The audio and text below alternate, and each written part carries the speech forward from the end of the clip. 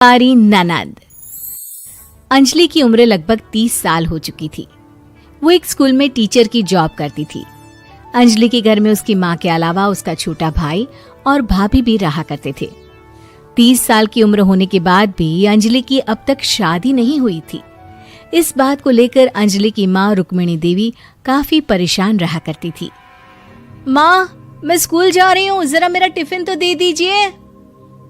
अब क्या पूरी जिंदगी मैं तुझे टिफिन बनाकर देती रहूंगी? अरे कुछ सोचा भी अपने बारे में या बस ऐसे ही? क्या माँ, सुबह सुबह फिर वही बातें लेकर बैठ गई।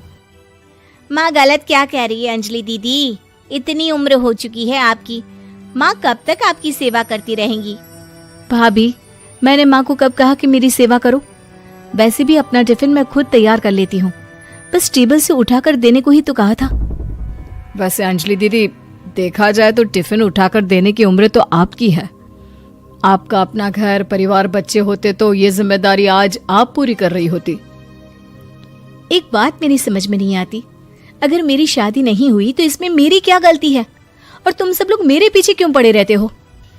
अरे कुछ कहना क्या पीछे पड़े रहना होता है? अपने छोटे भाई को देख, तुझसे 3 साल छोटा है लेकिन 2 बच्चे खेल रहे हैं आंगन में। मुझे आप लोगों की कोई बात नहीं सुननी, जा रही हूँ मैं। और आप में से किसी को मेरा कोई काम करने की जरूरत नहीं है, मैं खुद संभाल लूंगी। इतना कहकर अंजलि वहां से चली जाती है। शाम को जब अंजलि अपने स्कूल से लौटकर घर वापस आती है तो उसने देखा कि पड़ोस वाली निर्मला चाची वहां पर बैठी हुई थी। क्या बात है अंजलि बिटिया, नौकरी करके वापस आ गई? जी चाची जी, कैसी हैं आप? मैं तो ठीक हूँ बेटा, तुम बताओ शादी के बारे में कुछ सोचा या नहीं? अरे रहने दीजिए ना, इससे तो शादी की बात करना ही बेकार है। कुछ भी कहो तो गुस्सा करती है, बात बात पर आंखें दिखाती है। माँ, आप ऐसा क्यों कह रही है? मैंने कब आप पर गुस्सा किया? अरे अंजलि बेटा, तुम्हारी माँ ठीक ही तो कहती है। 30 की होने आई हो, अब तुम्हें भी शादी वादी कर लेनी चाहिए। चाची जी, आप तो ऐसे कह रही हैं जैसे शादी करने से मैंने मना किया हो। रहने दीजिए निर्मला चाची, हमारी अंजलि दीदी को अभी तक उनकी पसंद का दूल्हा नहीं मिला ना, इसीलिए वो शादी नहीं कर रही। भाभी, ऐसी कोई बात नहीं है।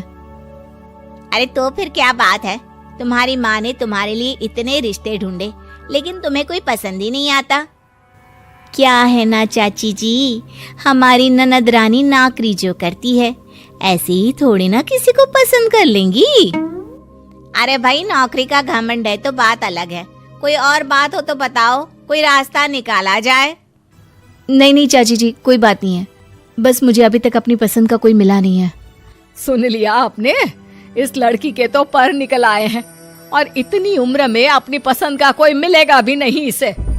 माँ, आप मेरी शादी को लेकर हमेशा मुझे ताने क्यों मारती रहती हैं? अपनी माँ की बातें तो ताने लगती है। ताने हैं? बताओ, मैंने कुछ गलत कहा क्या? देखो, ये सब छोड़ो, मेरी दूर की बुआ का बेटा है, उसकी अभी शादी नहीं हुई है, उम्र होगी कोई 34-35 साल। आप कहें तो बात आगे बढ़ाऊं? अरे हाँ, क्यों नहीं, ये भी कोई पूछने की बात है। अरे जल्दी से लड़के को यहाँ बुला लो। माँ, आप मुझसे पूछे बिना मेरी शादी की बात करने जा रही हैं और मेरी उम्र 30 भी पूरी नहीं हुई है। निर्मला चाची कह रही है कि वो लड़का 35 साल का है। अंजलि दीदी, आपको क्या लगता है इस उम्र में कोई फिल्म का हीरो आएगा आपके लिए? देखिए, अब पसंद और नापसंद की बात तो रहने दीजिए, पसंद करने की उम्र तो आपकी निकल चुकी। अब तो जो भी मिले उसी से शादी कर लीजिए, इसी में भलाई है। तेरी भाभी बिल्कुल ठीक कह रही है। अब जैसा रिश्ता मिले उसके लिए हाँ कर देना, ताकि हम भी गंगा नहाए। ठीक है, चलिए मैं उस लड़के को कहती हूँ, वो कल ही अंजलि को देखने आ जाएगा। अगले दिन निर्मला चाची के दूर का रिश्तेदार अंजलि को देखने उसके घर आता है। उसका नाम था अजय। अंजलि जी, तो आप नौकरी करती हैं, वो भी स्कूल में? जी हाँ, मैं स्कूल में टीचर हूँ। हमारी बेटी बहुत होशियार है। अरे पढ़ने लिखने में इतनी होशियार है, इसीलिए तो इसकी नौकरी लगी है स्कूल में। हाँ, ठीक है आंटी जी, जरा मुझे भी तो बात करने दीजिए आपकी बेटी से। जी पूछिए ना, क्या पूछना चाहते हैं? अंजलि मैडम, ये तो बताइए कि आपने अभी तक शादी क्यों नहीं की? बस ऐसे ही, कहीं कोई रिश्ता पसंद नहीं आया इसलिए। लेकिन क्या मैं आपसे पूछ सकती हूँ कि आपने शादी क्यों नहीं की? अंजलि, क्या कर रही हो तुम? लड़कियों को इस तरह की बातें नहीं शोभा देती। रहने दीजिए आंटी जी, आपकी बेटी काफी पढ़ी लिखी है, मैं उनके सवाल का जवाब दे ही देता हूँ। वो क्या है ना, मुझे भी अभी तक अपनी पसंद की कोई लड़की नहीं मिली। अच्छा, कोई बात नहीं। वैसे आपकी तनख्वाह कितनी है? कितना कमा लेती है महीने का? जी यही कोई 25,000 महीने। बस 25,000? इतने से क्या होता है? इतने से तो आजकल घर भी नहीं चलता।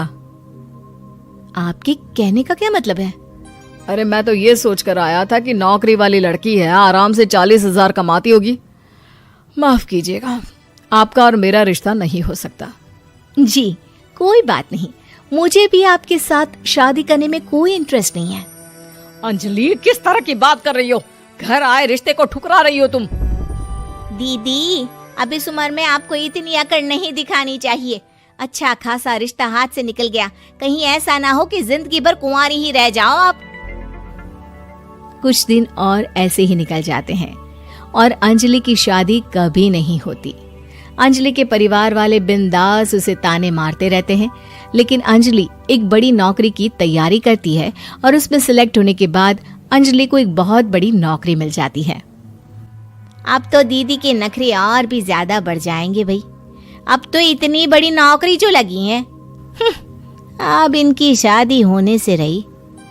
माँ, मुझे नौकरी के लिए दूसरे शहर जाना पड़ेगा। आप जानती हैं ये बहुत बड़ी जॉब है और इसमें पैसे भी बहुत ज्यादा मिलेंगे। अच्छा, कितने पैसे मिलेंगे बेटा? माँ, मुझे हर महीने 90,000 सैलरी मिलेगी। क्या? अरे वाह वाह, ये तो बहुत अच्छी बात है। लेकिन फायदा क्या? कितने भी पैसे मिले, शादी तो हुई नहीं ना तुम्हारी। अंजलि नौकरी करने के लिए दूसरे शहर में चली जाती है और जब कुछ महीनों के बाद वो वापस घर आती है तो उसे अपने पति के साथ देखकर उसके घर वाले हैरान रह जाते हैं। अरे अंजलि, तूने शादी कर ली और हमें बताया तक नहीं। और दामाद जी करते क्या हैं? इतनी बड़ी कार है उनकी। माँ, मैं आपको सब कुछ बताना चाहती थी, लेकिन आप सबके ताने सुनकर बहुत दुखी हो गई थी और इसलिए मैंने अपनी पसंद से शादी कर ली। मेरे पति मेरे साथ ही ऑफिस में नौकरी करते हैं और बहुत बड़े अफसर हैं। और एक बात बताऊं माँ, आज मैं बहुत खुश हूँ।